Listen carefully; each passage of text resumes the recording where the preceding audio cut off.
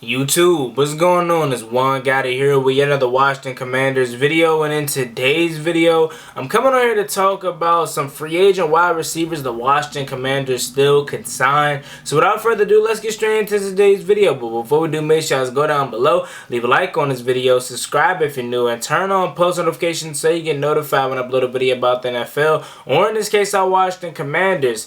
Let's get straight into today's video. So, as we know, the Washington Commanders has done nothing in free agency but re-signed some of our own guys and signed Andrew Norwell, which really was just a replacement for Brandon Sheriff. So we ain't do nothing in free agency. And I do agree with my man Jairus that we're making a huge mistake by not doing anything.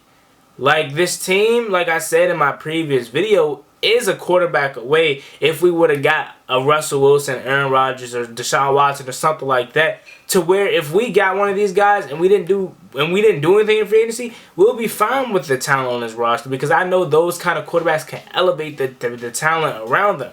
I don't think Carson Wentz can do that to that extent. You know, so I do think he needs a lot of help, and we're going all in this year. Why would we not go all in? And we just made an investment in Carson Wentz. We're paying him $30 million this year to see if he's the future. So wouldn't you want to go all in? Wouldn't you want to surround him with as much talent as possible to make this probably the best year of Carson Wentz's career? I would think so. So I would think we will be active in free agency. Now, you guys may be misconstruing my words when I say active in free agency. I'm not expecting us. I was never expecting us to go get Allen Robinson, to go get Devontae Adams in a trade or something, to go get none of the big dogs. I want some small guys. I don't care if it's DeMarcus Robinson or something. I just want to see us sign a receiver or something like that, a tight end. And we just keep letting the Gerald Everetts off the board. We keep letting some of the DJ Charks off the board. Like, DJ Chark went from Jacksonville to Detroit. Now, it's clear DJ Chark is chasing the money. But, come on, man. We couldn't get DJ Chark. Like, you know, like, what are we doing? So, although I know we're more than likely not going to sign none of these guys, I just put a list together just because I feel like it's something fun to talk about. Because if I was in charge, I would get at least one of these guys. But more than likely, we're not going to make a move. We're not going to sign nobody. We're going to sit back and wait for the draft, which, okay, I understand. That's cool, too. You can draft Drake London. You can draft Treylon Burks. You can do whatever you want. But I feel like it would be a smarter plan for the future to get a free agent and then trade back and recuperate some of these picks that you lost in the Carson Wentz trade. Wouldn't you think so?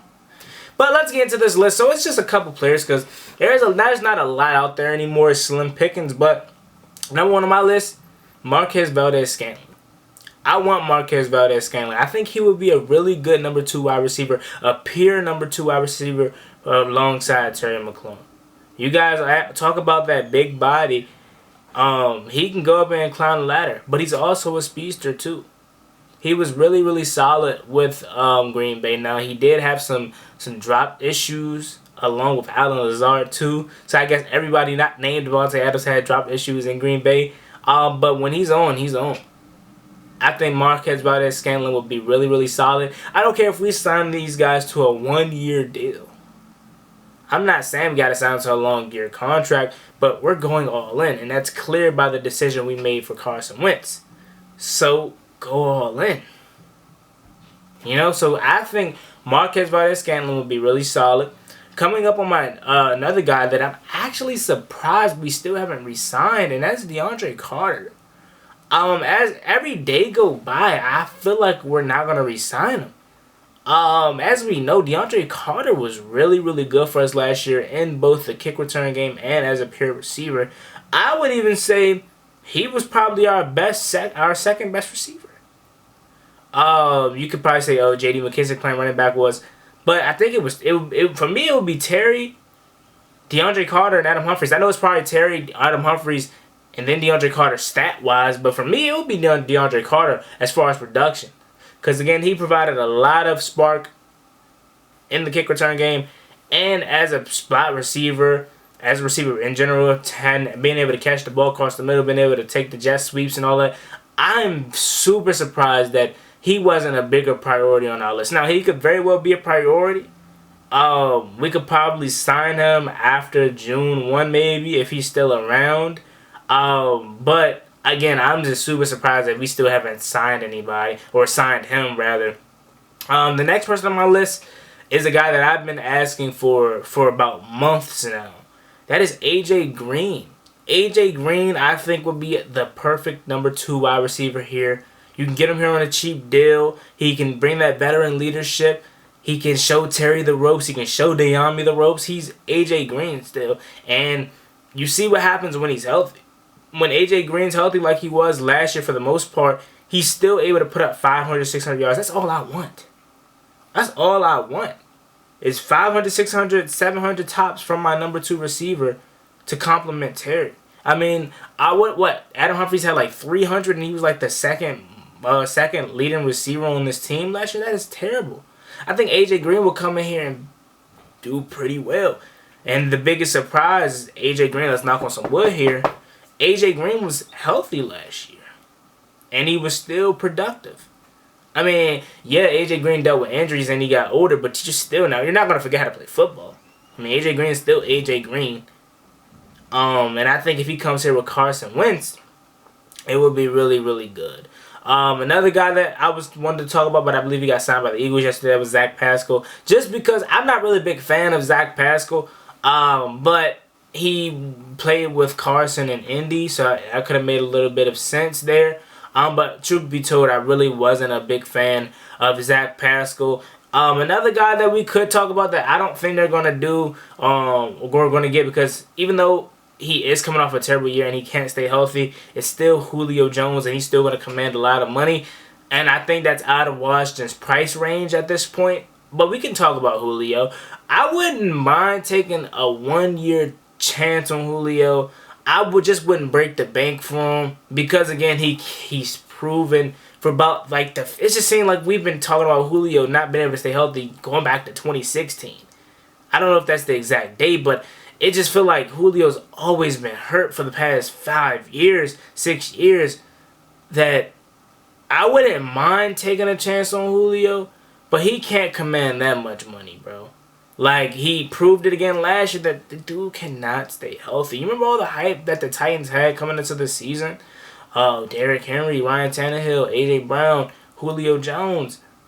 They had all that hype, and Julio just was never there for the most part. Like, he made a couple good plays, but just can't stay healthy. But again, like A.J. Green, if Julio Jones is healthy, he's still Julio Jones at the end of the day. I don't care if it's a 23-year-old Julio Jones or a 33, 32-year-old Julio Jones. It's still Julio Jones, and if he could stay healthy, he could be very, very dangerous for a team like us. But again, I think he's out of our price range. I don't think we're interested in a Julio Jones, but I would definitely take a chance on him. I mean, what could you get? Like, what could happen if he doesn't play? Like, if he gets hurt, you're okay. You only signed him to a 1-year deal. You know, you got other players. Because I think we're still going to draft the receiver. Even if we were to sign somebody, I think we're still going to draft the receiver. Moving on to another guy. I just brought him up earlier. Demarcus Robinson, former wide receiver for the Kansas City Chiefs.